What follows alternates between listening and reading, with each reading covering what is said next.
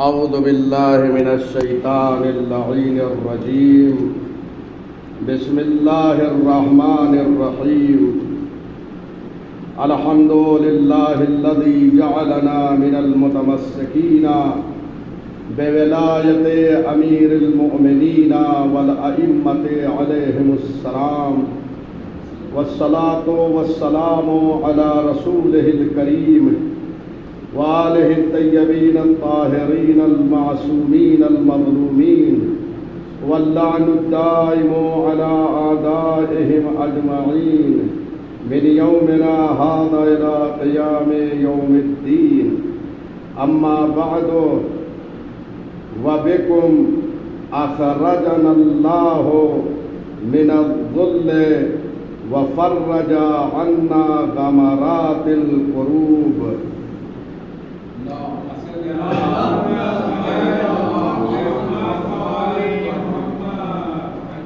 حاضرین محترم، آج ہماری یہ جو نشست ہے، جو زیارت جامع کبیرہ کے حوالے سے شروع ہوئی تھی، آج اس کا سلسلہ یہاں پر پہنچا ہے کہ ایک زائر امام کی بارگاہ میں یہ عرض کر رہا ہے وَبِكُمْ أَخْرَجَنَا اللَّهُ مِنَ الظُّلْمِ، اور آپ کے وسیلے سے اللہ نے ہمیں ذلت و خواری سے نکالا ہے، ان کے وسیلے سے ائمہ خدا علیہ السلام. اگر یہ نہ ہوتے تو لوگ کفر و شرک و نفاق کی ذلت میں مبتلا ہوتے. اللہ نے ان کے ذریعے سے لوگوں کو کفر و شرک و نفاق سے باہر نکالا. وَفَرَّجَ عَنَّا غَمَرَاتِ الْقُرُوبِ، اور اللہ نے ہمیں ساری مشکلات اور سختیوں سے نجات دی. پہلا فقرہ ذلت، گمراہی ذلت ہے اور جہل ذلت ہے. انسان جہل میں تھا، کفر و شرک میں تھا، تو جہل سے اور کفر و شرک سے نکال کر ہمیں نور ہدایت تک پہنچایا اور جہل سے نکال کر علم کی طرف پہنچایا. یہ سب ان کے وسیلے سے. اللہ نے اس ذلت سے ہمیں عزت بخشی ہے ائمہ خدا علیہ السلام کے طفیل، اس لیے کہ جہل جہاں ذلت ہے اور جہل سے جب انسان خارج ہو گیا اور صاحب علم ہو گیا تو صاحب عزت بن گیا. اللہ نے یہ عزت ہمیں جو بخشی ہے وہ اہل بیت علیہ السلام کے وسیلے سے بخشی، اور گمراہی سے جو ہمیں نکال کر صاحب ایمان بنایا ہے، اور صاحبان ایمان جو ہیں وہی صاحبان عزت ہیں. تو یہ صاحبان عزت جو ہیں، یہ عزت جو ان کو ملی ہے وہ اہل بیت علیہ السلام کے وسیلے سے ملی ہے. کفر جو ہے وہ ذلت ہے. ایک کافر انسان جو ہے وہ صاحب عزت نہیں ہے، اگرچہ دنیاوی زندگی میں وہ کسی مقام اور منزل تک ہی کیوں نہ پہنچ جائے، اور مومن دنیاوی اعتبار سے اس منصب پر نہ ہو، اس منزل پہ نہ ہو، جب بھی وہ صاحب عزت ہے. وَفَرَّجَ عَنَّا غَمَرَاتِ الْقُرُوبِ، اور اللہ نے ہماری مشکلوں کو دور کیا، ہماری مصیبتوں کو دور کیا، ہماری سختیوں کو دور کیا اہل بیت علیہ السلام کے وسیلے سے. ان کی حیات طیبہ میں مومنین بہت سارے واقعات آپ نے ملاحظہ فرمائے ہوں گے کہ جب حجاج کرام حج بیت اللہ کے لیے تشریف لے جاتے تھے تو ائمہ ہدی علیہم السلام سے ملاقات کرتے تھے اور اپنی ساری مشکلات کو پیش کرتے تھے، تو بارگاہ رب العزت میں ائمہ ہدی علیہم السلام ان کے لیے دعا فرماتے تھے، تو تمام سختیوں سے، مشکلات سے، بلاؤں سے انہیں نجات مل جاتی تھی۔ اور اس کے بعد جب ائمہ ہدی علیہم السلام بظاہر اس دنیا سے تشریف لے گئے، ان کی شہادت کے بعد آج بھی مومنین مشکلات میں ہیں، سختیوں میں ہیں، مصیبتوں میں ہیں، لیکن ان سختیوں کو، مصیبتوں کو وہ دور کرتے ہیں جب ہم ان کے وسیلے سے بارگاہ رب العزت میں دعا کرتے ہیں۔ تو پروردگار ان کے وسیلے سے آج بھی ہماری مشکلات کو حل کر رہا ہے۔ اللہ اکبر۔ اس کے بعد کا فقرہ ہے وَأَنْقَذَنَا مِنْ شَفَا جُرُفِ الْحَلَقَاتِ وَمِنَ النَّارِ، اور اللہ نے ہمیں تباہی کے دہانے سے نجات دیا ان کے وسیلے سے، یعنی ہم ہلاکت کے دہانے پہ تھے۔ شفا جرف کا مطلب ہے دہانے پر، یعنی جیسے انسان کسی پہاڑ کے دہانے پہ ہو، گرنے والا ہو، اسے عربی میں شفا جرف کہا جاتا ہے۔ جیسے انسان ایک چھت پر ہو اور بالکل گرنے کے دہانے پر ہو تو اسے کہتے ہیں شفا جرف، یعنی ائمہ ہدی علیہم السلام کے وسیلے سے اللہ نے ہمیں نجات دی ایسے مقام پہ کہ ہم ہلاکت میں گرنے والے تھے، ہمیں ہلاکت سے نجات دیا ہے ان کے وسیلے سے۔ وَمِنَ النَّارِ، اور آتش جہنم سے ہمیں نجات دیا ہے ان کے وسیلے سے۔ اس کا مطلب یہ ہے کہ کوئی مومن آتش جہنم تک پہنچ ہی نہیں سکتا۔ کیوں؟ اس لیے کہ وسیلہ اہل بیت عصمت و طہارت علیہم السلام ہیں، تو اللہ نے ہمیں ان کے وسیلے سے نجات دیا ہے۔ اور بہت ساری روایت اس سلسلے میں ہمارے یہاں موجود ہے، چنانچہ وہ مشہور و معروف حدیث جسے حدیث سفینہ کہتے ہیں، جس پہ مکمل ایک ضخیم جلد جو ہے تحریر کیا ہے علامہ میر حامد حسین لکھنوی نے۔ متعدد جلدیں ہیں ابقات الانوار جو انہوں نے تحریر فرمائی، اس میں ایک ضخیم جلد ہے حدیث منزلت پر، جس میں پیغمبر اکرم نے یہ ارشاد فرمایا مثل اہل بیتی کمثل سفینۃ نوح من رکبها نجا ومن تخلف عنها غرق وہوا، میرے اہل بیت کی مثال کشتی نوح جیسی ہے، جو اس پر سوار ہو گیا وہ نجات پا گیا۔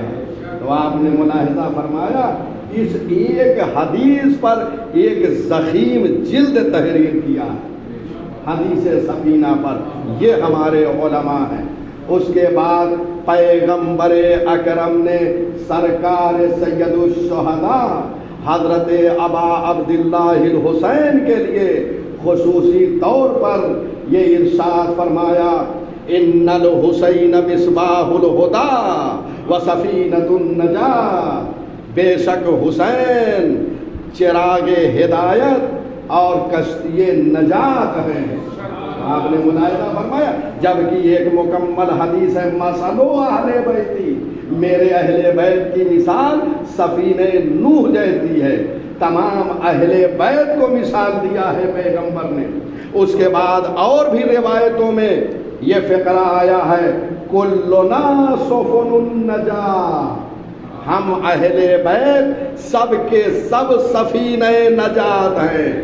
آپ نے ملاحظہ فرمایا حدیث سفینہ میں پیغمبر اکرم نے اہل بیت علیہ السلام کو کشتی نوح سے تشبیہ دی ہے۔ اس کے بعد دوسری حدیث امام فرماتے ہیں کلنا سفن النجاة، ہم سب کے سب سفینہ نجات ہیں۔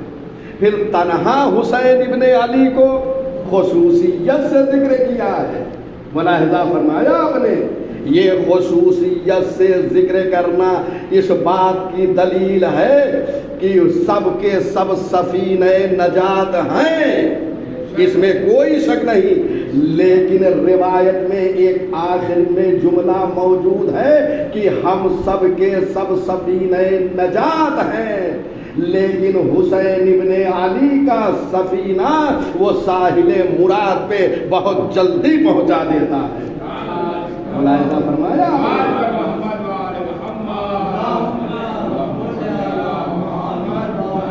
یہ خصوصیت سے جو پیغمبر اکرم نے حسین ابن علی کے لیے یہ ارشاد فرمایا، اس کا راز یہی ہے کہ حسین ابن علی کا وہ سفینہ ہے جو متمسک ہو گیا، وہ گہرے سمندر میں بھی، یہ سب تعبیرات ہیں روایت کے، وہ گہرے سمندر میں بھی بڑی تیزی سے ساحل مراد تک پہنچا دیتا ہے۔ اسی لیے حسین ابن علی کو خصوصیت سے ذکر کیا ہے۔ بے ابی انتم و امی و نفسی، بار بار یہ فقرہ اس زیارت میں جو ہے ادا ہو رہا ہے کہ ایک زائر بار بار امام معصوم کی خدمت میں اظہار محبت اور اظہار عقیدت یہ کر رہا ہے کہ فرزند رسول، میرے ماں باپ اور میرا نفس آپ پر فدا ہو۔ اور متعدد مرتبہ اس کی تفسیر گزر چکی ہے۔ اب یہاں سے تقریباً 5-6 اثرات ولایت اہل بیت علیہ السلام کے ذکر کیے جا رہے ہیں۔ وَبِمُوَالَاتِكُمْ عَلَّمَنَا اللَّهُ مَعَالِمَ دِينِنَا، یہاں سے ولایت اہل بیت، ولایت ائمہ ہدی علیہم السلام کے اثرات کو بیان کیے جا رہے ہیں کہ ولایت قبول کرنے کے بعد، ولایت ائمہ تسلیم کرنے کے بعد اللہ نے ہمیں کیا کیا چیزیں عطا کی ہیں۔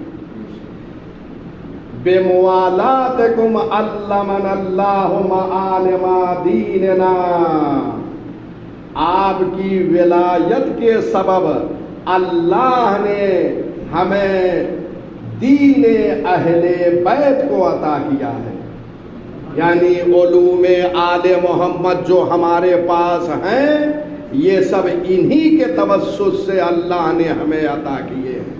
علمنا اللہ، اس کا معنی میں 2 طریقے سے کر رہا ہوں، ملاحظہ فرمائیں۔ علمنا اللہ، آپ کی ولایت کے سبب، آپ کی ولایت کے ذریعے سے اللہ نے ہمیں تعلیم دیا ہے، یعنی اللہ جو ہمیں تعلیم دے رہا ہے، یعنی بہت سے وہ علوم ہیں جو سیکھنے سے نہیں آتے ہیں، پروردگار قلب میں ڈال دیتا ہے۔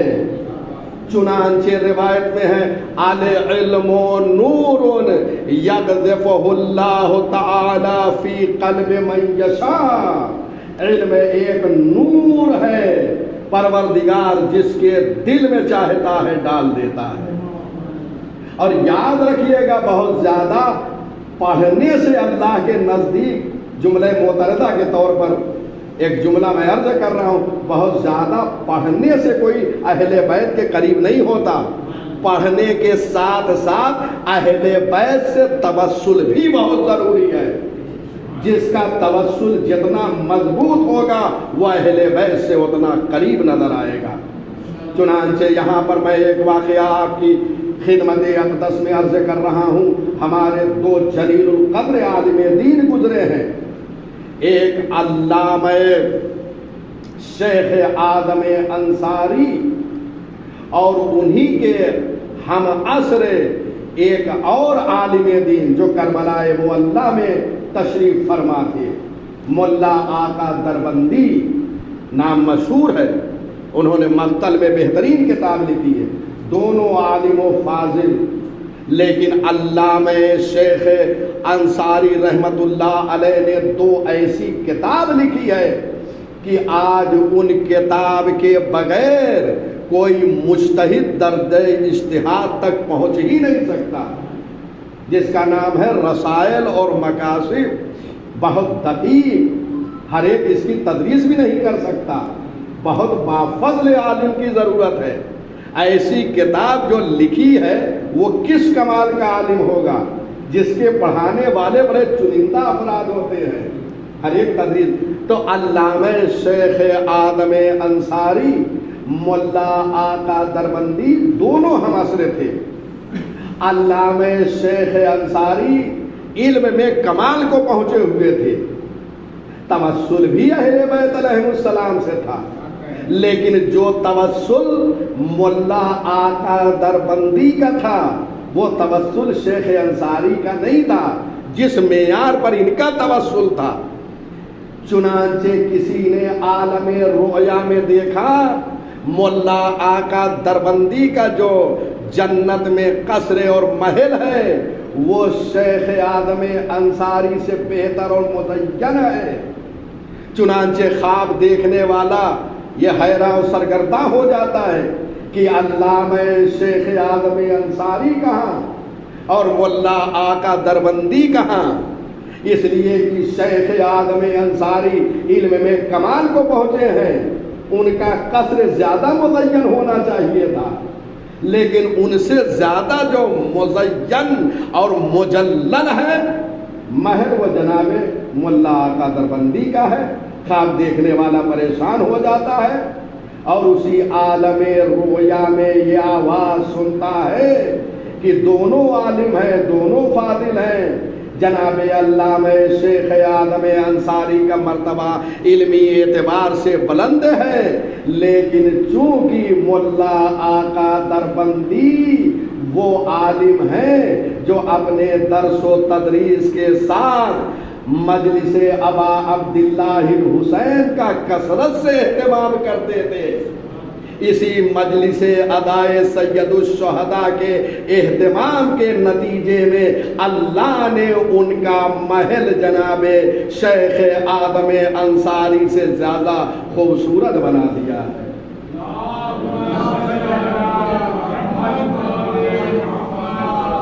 یہ توسل اہل بیت علیہ السلام کا، جس کا توسل زیادہ ہوگا، جو اہل بیت علیہ السلام سے جتنا قریب ہوگا وہ جنت میں اہل بیت علیہ السلام کے ساتھ ہوگا۔ یہ روایتیں موجود ہے۔ تو اللہ نے ہمیں علم دیا، علم نور ہے، جس کے دل میں وہ چاہتا ہے ڈال دیتا ہے۔ یا قرآن مجید میں متعدد آیتیں ہیں جو اس بات کی طرف اشارہ کر رہی ہے کہ پروردگار بہت سے علوم کو بہت سے قلوب میں القاء کرتا ہے، ڈال دیتا ہے۔ من جاہد فینا لنہدینہم سبلنا، جو ہماری راہ میں جہاد کرتا ہے ہم اس کے لیے اپنے راستے کو روشن کرتے جاتے ہیں، ہم اپنے راستے کو دکھاتے جاتے ہیں۔ تو کسی معلم کی ضرورت نہیں ہوتی ہے۔ جب انسان اللہ کے راستے میں کوشش کرتا ہے، جہاد کرتا ہے، صحیح کرتا ہے، تو پروردگار اپنے راستے کو اس کے لیے روشن کرتا جاتا ہے۔ تو آپ نے یہاں پہ یہ ملاحظہ فرمایا کہ پروردگار خود ڈائریکٹ علم کو القاء کر رہا ہے۔ اور دوسرا معنی علمنا اللہ معالم دیننا، کیونکہ اہل بیت علیہ السلام نے ہمیں اعتقاد کا درس دیا، احکام کا درس دیا، اخلاق کا درس دیا۔ جتنے معالم دینی ہیں، جتنے علوم دینی ہیں، وہ سب ائمہ ہدی علیہ السلام کے ذریعے سے ہم تک پہنچے ہیں۔ تو گویا اللہ نے انہیں علم دیا، ان کا علم لدنی ہے اور ان کا علم ہم تک پہنچا ہے، تو گویا اللہ کا علم ہم تک پہنچا ہے۔ لہذا یہ اللہ کا علم جو ہم تک پہنچا ہے تو اللہ نے یہ تعلیم دیا، کیونکہ ہم نے ولایت اہل بیت علیہ السلام کو تسلیم کیا ہے، اس لیے یہ علوم اللہ نے ہمیں عنایت کیے۔ اس کے بعد یہ پہلا اثر کہ اللہ نے ان کی ولایت کے ذریعے سے ہمیں علوم عطا کیے، اور دوسرا اثر وَأَصْلَحَ مَا فَسَدَ مِن دُنْيَانَا، اور ہمارے دنیا کے جو کام الجھے ہوئے تھے وہ ان کے ذریعے سے سنور گئے۔ یعنی اللہ نے جو ہمارے کام جو ہے الجھے ہوئے تھے ان کی ولایت کے ذریعے سے، اسی بیات پہ ہے وَبِمُوَالَاتِكُمْ أَصْلَحَ اللَّهُ، آپ کی ولایت کے ذریعے سے اللہ نے ہمارے الجھے ہوئے کاموں کو سلجھا دیا ہے۔ تو اللہ نے یہ سارے کام، چنانچہ وہی ساری باتیں ائمہ ہدیٰ علیہ السلام کے زمانے میں لوگ جاتے تھے اپنے مولا و آقا کی بارگاہ میں، اور جو کام الجھے ہوتے تھے ان کی دعاؤں کے ذریعے سے سب حل ہو جاتے تھے۔ اور آج بھی الحمدللہ ایسی ہستیاں، ایک امام پردہ غیب میں ہے، اور مزارات مقدسہ پہ جب ہم حاضری دیتے ہیں اور نہیں بھی اگر وہاں توفیق ہو پاتی تو یہاں جو شبیہ روضے ہیں وہاں حاضر ہوتے ہیں، اور اگر وہاں بھی توفیق نہیں ہوئی تو مصلی عبادت پہ بیٹھ کر اہل بیت سے توسل کرتے ہیں، اور ہمارے سارے کام جو الجھے ہوئے ہیں وہ صلاح کی منزل تک پہنچ جاتے ہیں۔ اور اس کے بعد تیسرا فقرہ، بہت اہم باتیں ہیں جو اب یہاں پہ میں عرض کر رہا ہوں۔ وَبِمُوَالَاتِكُمْ، تیسرا اثر، پہلا اثر ولایت کا کہ اللہ نے ولایت کے ذریعے سے ہمیں علم عطا کیے، دوسرا اثر کہ ہمارے الجھے ہوئے کاموں کو اللہ نے ولایت کے ذریعے سے سنوار دیا، تیسرا کام وَبِمُوَالَاتِكُمْ تَمَّتِ الْكَلِمَاتُ، اللہ نے آپ کی ولایت کے ذریعے سے کلمے کو مکمل کر دیا ہے۔ بہت اہم بات ہے، اللہ نے آپ کی ولایت کے ذریعے سے، یعنی اگر ولایت ہے تو کلمہ مکمل ہے، اور اگر ولایت اہل بیت نہیں ہے تو ناقص ہے کلمہ۔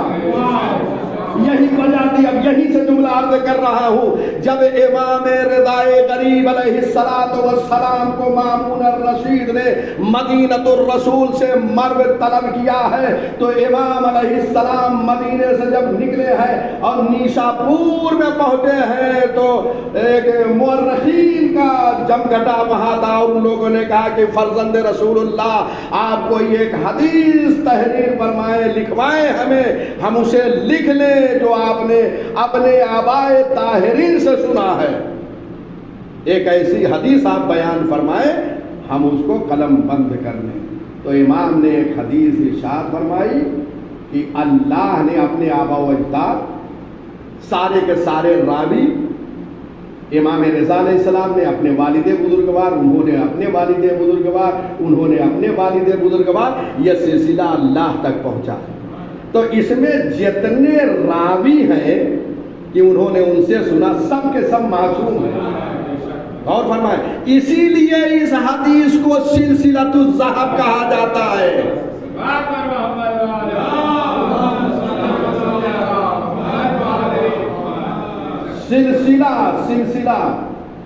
سلسلۃ الذہب، ذہب کہتے ہیں سونے کو۔ آپ دیکھیں گے ایک زنجیر سونے کی ہوتی ہے، وہ زنجیر جو آپس میں ایک دوسرے سے متصل ہوتی ہے اس کو سلسلہ کہتے ہیں، اور ذہب کہتے ہیں سونا۔ وہ سونے کا ایک سلسلہ ہوتا ہے، ایک لڑی دوسرے سے متصل ہوتی ہے تو اسی کو کہتے ہیں سلسلۃ الذہب۔ اب چونکہ اردو زبان میں سمجھایا ہی نہیں جا سکتا، یا ہم تک جو پہنچانا ہے عربی زبان ہو، اردو ہو، وہ ظاہر سی بات ہے ظاہری الفاظ کا سہارا لینا ہے، اس لیے بس یہ سمجھا دیا گیا یہ سلسلۃ الذہب ہے، یعنی سب کے سب راوی معصوم ہیں، تو گویا یہ سونے کا ایک سلسلہ ہے، بھائی سمجھانے کے لیے دنیاوی اعتبار سے، وَإِلَّا ان کی عظمت، ان کے کمالات یہ سونے سے بھی نہیں سمجھا سکتے، کیونکہ یہ اشارہ کرتے تو پہاڑ سونے کا ہو جائے، تو کیسے سمجھایا جا سکتا ہے؟ لہذا بس ہمارے ذہن کو دیکھتے ہوئے یہ سمجھا گیا حدیث سلسلۃ الذہب ہے۔ بعض کتابوں میں نے دیکھا کہ اگر اس حدیث سلسلۃ الذہب کو دیوانے پہ پڑھ کر دم کر دیا جائے تو صاحب عقل ہو جائے گا۔ اللہ اکبر، یہ ہے۔ بہرحال تو وہاں امام نے یہ حدیث قدسی ہے کہ اللہ نے یہ ارشاد فرمایا کلمۃ لا الہ الا اللہ حسنی فمن دخل حسنی آمن من عذابی، کلمہ لا الہ الا اللہ میرا مربوط قلعہ ہے، جو اس میں داخل ہو گیا وہ میرے عذاب سے محفوظ ہو گیا۔ وَبِمُوَالَاتِكُمْ، آپ کی ولایت کے ذریعے سے یہ کلمہ توحید مکمل ہوا. پھر سواری آگے بڑھی امام کی. یہ توحید شیخ صدوق میں جملہ موجود ہے. قال فلما مرت الرحلہ، جب سواری امام کی آگے بڑھی، نادانا بشروطها، امام نے ہم کو آواز دیا. یاد رکھو یہ تنہا کلمہ توحید کافی نہیں ہے، اس کے ساتھ کچھ شروط ہیں. وَأَنَا مِن شُرُوطِهَا، اور ان شرطوں میں سے ایک شرط میں ہوں. اب مسئلہ واضح ہو گیا. یہاں زیارت میں کہا گیا آپ کی ولایت کے ذریعے سے کلمہ مکمل ہے. امام نے نیشاپور میں یہی بتایا تنہا کلمہ توحید کافی نہیں ہے، میں بھی شرط ہوں. جب ولایت ساتھ میں ہوگی تو کلمہ توحید مکمل ہوگا.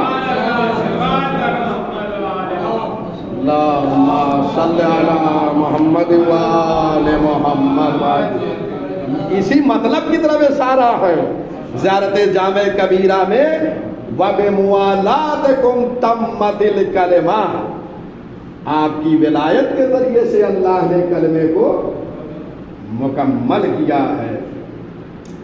اس کے بعد چوتھا اثر وَعَظُمَتِ النِّعْمَةُ، اور آپ کی ولایت کے ذریعے سے نعمت کو عظیم کر دیا، نعمت کو تمام کر دیا آپ کی ولایت کے ذریعے سے.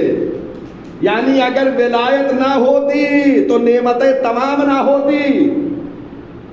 اور اس کے لیے دلیل ہے جب غدیر میں یا ایھا الرسول کی آیت آئی اور اعلان ولایت امیر المومنین ہو گیا، اس کے بعد جو آیت آئی الیوم اکملت لکم دینکم واتممت علیکم نعمتی، آج میں نے نعمت کو مکمل کر دیا. وَبِمُوَالَاتِكُمْ عَظُمَتِ النِّعْمَةُ، آپ کی ولایت کے ذریعے نعمتیں تمام ہوئی ہیں. یہ اسی مطلب کی طرف اشارہ ہے. آپ ملاحظہ فرما رہے وَعَظُمَتِ النِّعْمَةُ وَتَلَفَتِ الْفُرَقَاءُ. پانچواں اثر ولایت کا یہ ہے کہ اس کے ذریعے سے مومنین متحد ہیں. فرقہ یعنی جو تفریق تھے، ولایت کو جو قبول نہیں کیے ہیں وہ جدا ہیں، وہ متحد نہیں ہیں. بہت اہم مطلب کی طرف امام اشارہ فرما رہے ہیں، خدا کی قسم. اسی لیے میں کہتا ہوں ملاؤں سے دین لوگے تو ہلاک ہو جاؤ گے. اہل بیت سے دین لیا کرو. اہل بیت کہہ رہے ہیں کہ جب لوگ ولایت سے دور تھے تو اتحاد نہیں تھا، جو ملتا گیا ولایت سے آ کے وہ متحد ہوتا گیا. تو بس اتحاد وہی ہے جہاں ولایت ہے.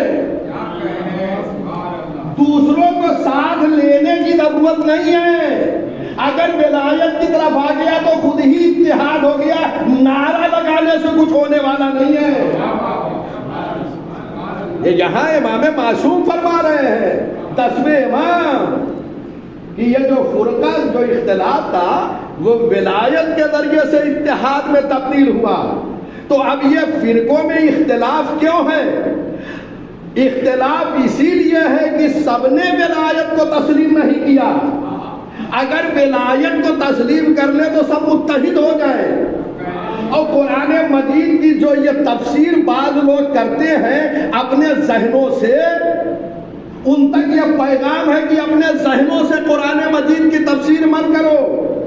کہتے ہیں یہ تو اتحاد کے لیے واعتصموا بحبل اللہ جمیعا ولا تفرقوا، اللہ کی رسی کو مضبوطی سے تھام لو، آپس میں اختلاف نہ کرو. معصوم فرماتے ہیں نحن حبل اللہ، ہم اللہ کی محکم رسی ہے، جو آتا جائے گا وہ متحد ہوتا جائے گا. کسی فرقے سے اتحاد کی ضرورت نہیں پڑے گی. فرما رہے ہیں یہ محور ہے اتحاد کا.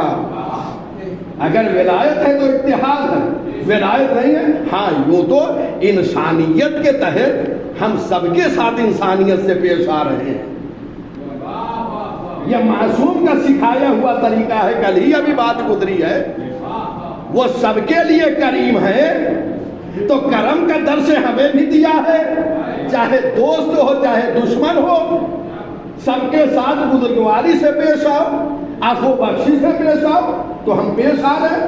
لیکن جہاں اتحاد کا مسئلہ ہے، معصوم نے بیان کر دیا ہے، یہ میرا فقرہ نہیں ہے، کوئی یہ نہ کہے کہ میں اپنی طرف سے کہہ رہا ہوں، یہاں پہ معصوم فرما رہے ہیں وَاخْتَلَفَتِ الْفِرْقَةُ، اختلاف جو ہے وہ ولایت کے ذریعے سے دور ہوا، لوگ متحد ہوئے، جو آتا جائے گا ولایت کو قبول کرتا جائے گا، متحد ہوتا جائے گا۔ اور فرما رہے ہیں عن النبأ العظیم، اس میں اختلاف کیا ماشاءاللہ۔ دیکھیے وہ آیت عما یتساءلون عن النبأ العظیم، تو بہرحال یہ آیت واعتصموا بحبل اللہ یہ لوگوں کو دعوت نہیں دے رہی ہے، جو اہل بیت سے متمسک ہو جائے گا وہ متحد ہوتا جائے گا۔ یہ فرقے جو الگ الگ ہیں یہ متحد نہیں ہے، فرقے متحد کب ہوں گے؟ جب ولایت کو قبول کر لیں گے۔ وَبِمُوَالَاتِكُمْ، چھٹا اثر وَبِمُوَالَاتِكُمْ تَقْبَلُ الطَّاعَةُ الْمُفْتَرِضَةَ، اور آپ کی ولایت کے ذریعے سے جو اللہ نے اطاعت کو فرض کیا ہے وہ قبول ہوتی ہے۔ یعنی اطاعتیں جو قبول ہو رہی ہیں وہ ولایت کے ذریعے سے، نماز، روزے، حج، زکوٰۃ، خمس، جو بھی ہے، اگر ولایت ہے تو قبول ہے، اور اگر ولایت نہیں ہے تو قابل قبول نہیں ہے۔ اللہ کی بارگاہ میں کوئی قدر و قیمت تمہارے نماز کی نہیں ہے اگر ولایت اہل بیت نہیں ہے۔ چنانچہ معصوم فرماتے ہیں، حدیث طولانی ہے لیکن جو شاہد مثال ہے حدیث میں نے یہاں پہ نقل کیا ہے۔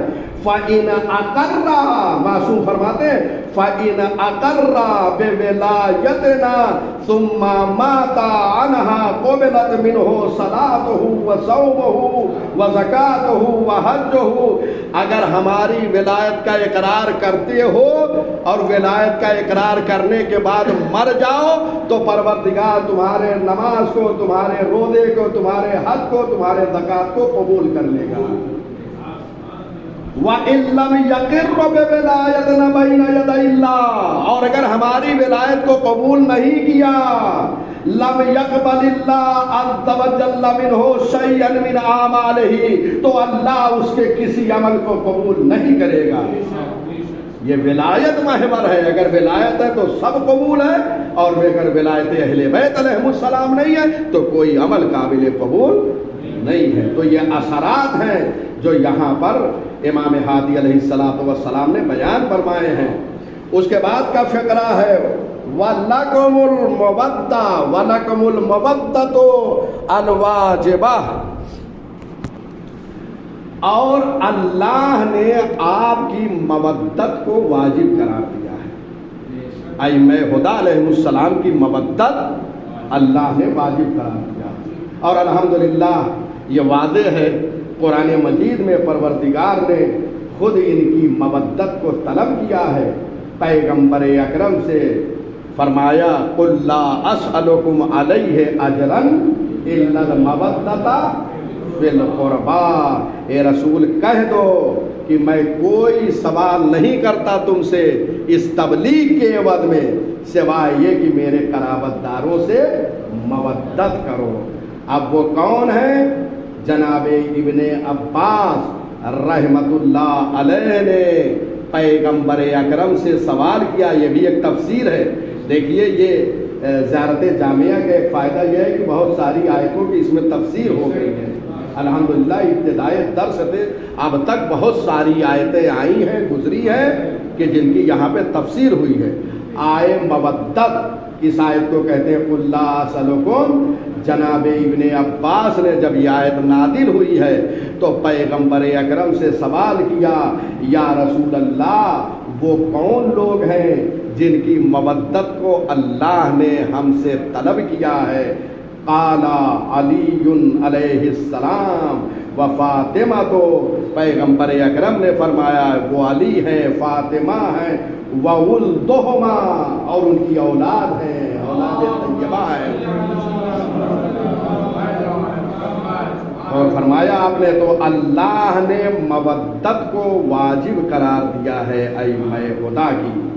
یہ تفسیر جو ہے تفسیر اہل بیت جناب شیخ نجاح الدائی کی اس میں موجود ہے جلد نمبر 13 صفحہ نمبر 601۔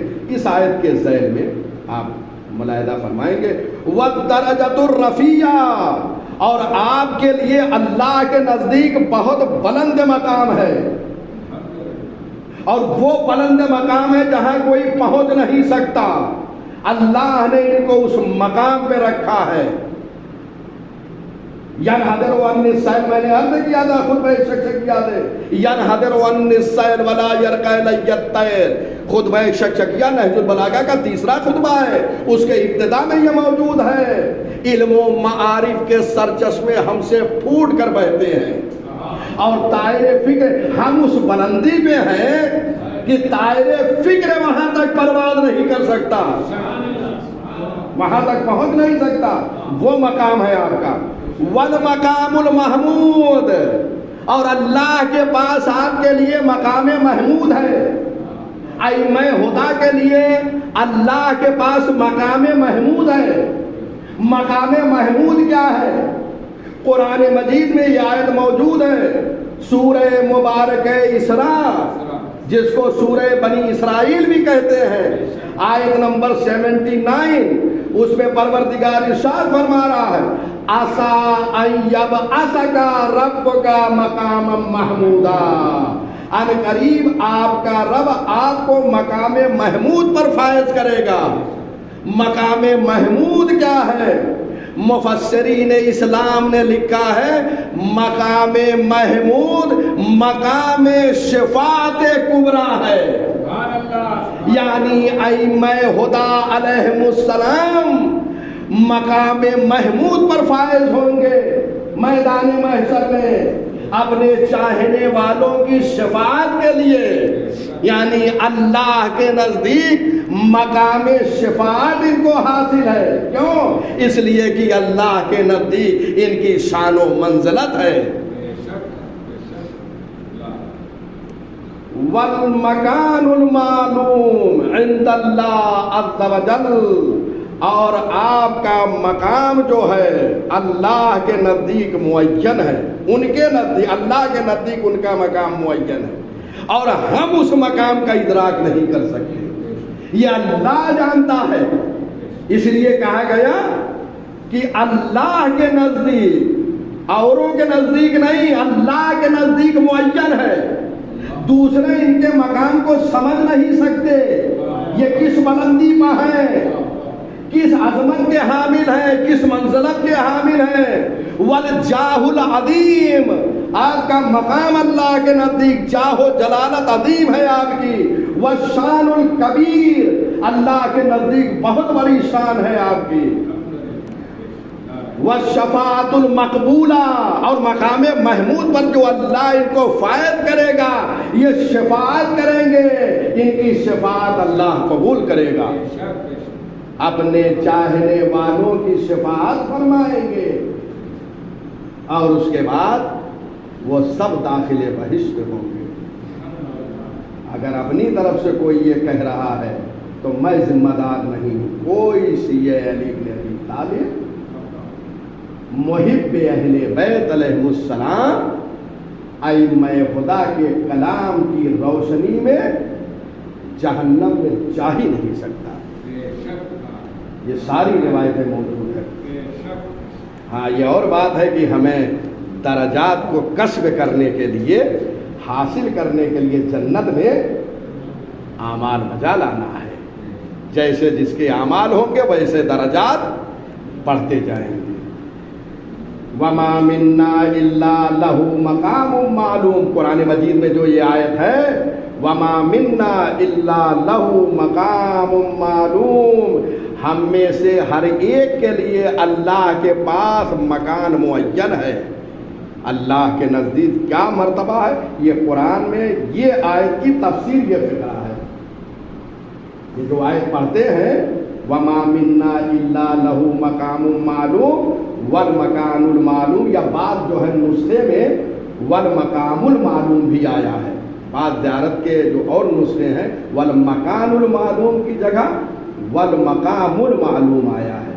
اور قرآن مجید کی یہ آیت ہے، یہ آیت کی تفسیر یہ جملہ ہے زیارت کا، آیت کیا ہے؟ ما منا الا لہو مقام معلوم، ہم اہل بیت میں سے ہر ایک کا اللہ کے پاس مقام معین ہے.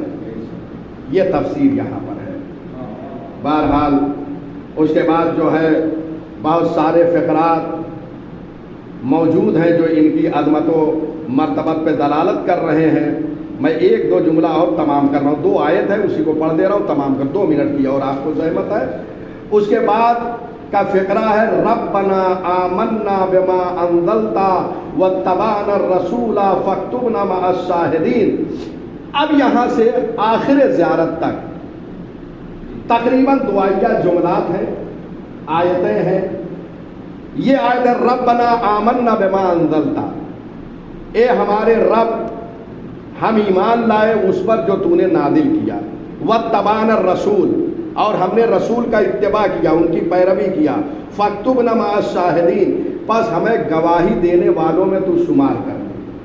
یہ آیت ہے، یعنی یہ فقرہ خود ایک آیت کریمہ ہے قرآن مجید میں. آل عمران کی آیت نمبر 53 وہی آیت بعین ہی امام نے یہاں پہ ذکر کیا ہے کہ زائر جو ہے وہ امام کے فضائل و کمالات کا اعتراف کرنے کے بعد اب اللہ کی بارگاہ میں یہ کہہ رہا پروردگارا ہم ایمان لائے جو تو نے نازل کیا، تیرے رسول کا اتباع کیا، اور ہمیں شاہدین میں سے لکھ لے. تو یہاں پر اب زائر جو ہے اللہ سے یہ دعا کر رہا ہے. اور یہ شاہدین کون ہے کہ ان میں سے لکھ لے؟ کہتے جو لوگوں کے اعمال پہ گواہ ہیں، اور گواہی یہاں پہ جو دیکھ رہے ہیں اعمال کو ان میں سے لکھ لیں. اور یہ جو تحمل شہادت یہاں کریں گے وہاں پر ادائے شہادت کریں گے. یہاں شاہد رہیں گے، اللہ کی بارگاہ میں شہادت پیش کریں گے اس نے فلاں فلاں کام انجام دیے. تو پروردگار ہم کو ان میں سے لکھ لے. اور فرما رہے ہیں اہل بیت علیہ السلام کے چاہنے والوں کا یہ مقام ہوگا، ان میں سے ہمیں لکھ لے. یہ دعا ہے. اس کے بعد کیا ہے ربنا لا تزغ قلوبنا بعد اذ ہدیتنا وہب لنا من لدنک رحمہ انک انت الوہاب. یہ بھی آیت کریمہ ہے سورہ آل عمران کی آیت نمبر 8 ہے. اس میں زائر اب یہ دعا کر رہا ہے اے ہمارے رب جب تو نے ہمیں ہدایت دے دی ہے تو ہدایت کے بعد اب ہمیں گمراہ نہ کرنا. وہب لنا من لدنک رحمہ، اور اپنے پاس سے ہمیں رحمت عطا فرما. انکا انت الوہاب، یقیناً تو بہت عطا کرنے والا ہے. دیکھیے یاد رکھیے امام کی یہ زیارت تعلیم کردہ ہے. امام نے اس آیت کو استعمال کیا کہ ایک زائر امام کی بارگاہ میں یہ دعا کرے کہ پروردگارہ جب تو نے ہدایت دے دیا ہے تو اس کے بعد اب ہمارے دل کو ٹیڑھا نہ کرنا، ہمیں گمراہ نہ کرنا. اس کا مطلب یہ ہے کہ ایمان کے بعد امکان ہے کہ انسان منحرف ہو جائے، اور ہوئے بھی. میں نے سرمگانی کا واقعہ پیش کیا، نہ جانے کتنے ایسے تاریخ کے دامن میں آئے کہ جو ایمان لانے کے بعد منحرف ہو گئے. تو اللہ کی بارگاہ میں ہمیشہ یہ دعا کرنا چاہیے کہ پروردگارہ ایمان کے بعد ہمیں منحرف نہ کرنا. اسی لیے ایک زائر امام کی بارگاہ میں یہ دعا کر رہا ہے. امام کی بارگاہ میں یہ بہت اہم منزل ہے. لہذا آپ تفسیر عیاشی جا کے دیکھیں، اس میں اسی آیت کریمہ کے ذیل میں مصحف ناطق امام جعفر صادق علیہ السلام یہ روایت ہے کہ امام نے فرمایا اس دعا کو، یہ قرآنی جو دعا ہے ربنا لا تزغ قلوبنا، اسے کثرت سے پڑھنا چاہیے انسان. ایمان کی سلامتی کے لیے اس دعا کو کثرت سے پڑھنا چاہیے.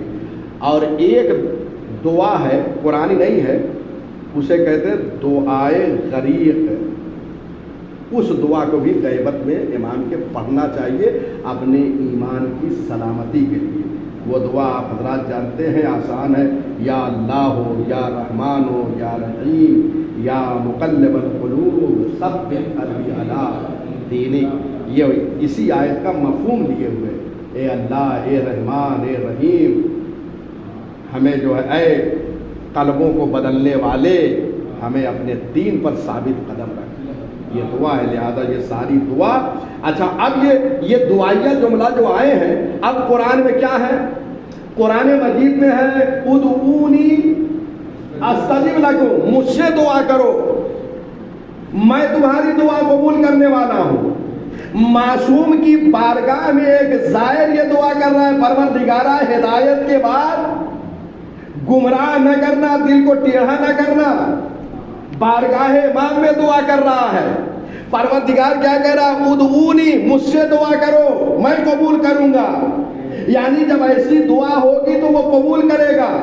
اور دعا بھی کہاں ہو رہی ہے؟ اتنے بلند مقام پہ جو اللہ جنہیں مقام محمود عطا کرنے والا ہے، اور جن کا وہ مقام ہے کہ طائر فکر وہاں تک پرواز نہیں کر سکتا، وہاں پہ یہ دعا ہو رہی ہے مجھ سے دعا کرو میں قبول کروں گا.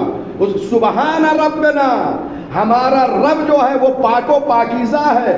ان کان وعد ربنا لمفعولا، ہمارا رب اپنے وعدے کو پورا کرنے والا ہے. ہم نے دعا کیا کیا کہ پروردگارہ ہدایت کے بعد منحرف نہ کرنا، یہ دعا ہے. اللہ کیا کہہ رہا ہے؟ دیکھیے کہاں سے یہ آیتیں منسلک ہو رہی ہے. ادعونی استجب لکم، مجھ سے دعا کرو میں قبول کروں گا. یہاں دعا ہوئی، اللہ کا یہ وعدہ ہے میں قبول کروں گا. پھر اس کے بعد آیت ہے سبحان ربنا، اللہ جو ہے پاک و پاکیزہ ہے، وہ اپنے وعدے کو پورا کرنے والا ہے. جب ہم سے کہا دعا کرو، ہم نے دعا معصوم کے روضے پہ کیا کہ ہدایت کے بعد جب ہدایت پر آ گئے تو ایسی بارگاہ میں جب ہم نے دعا کیا ہے تو دعا پوری ہوگی، اس لیے کہ اللہ کا یہ وعدہ ہے. وآخر دعوانا ان الحمدللہ رب العالمین. اللہم صل علی محمد و آل محمد.